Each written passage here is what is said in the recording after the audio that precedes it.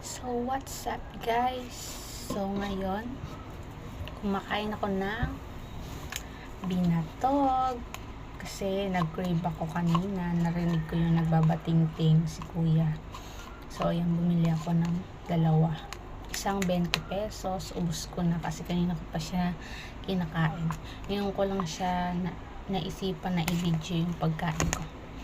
Tapos, ito yung isa, 10 pesos. Masarap siya guys, ang dami niyang yung nyog, tsaka matamis, ang dami niyang gatas.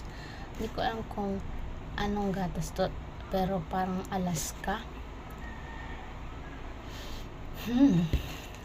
So ayan, tapusin ko na muna to. Kita nyo ba guys yung kung gaano ka, ano yung,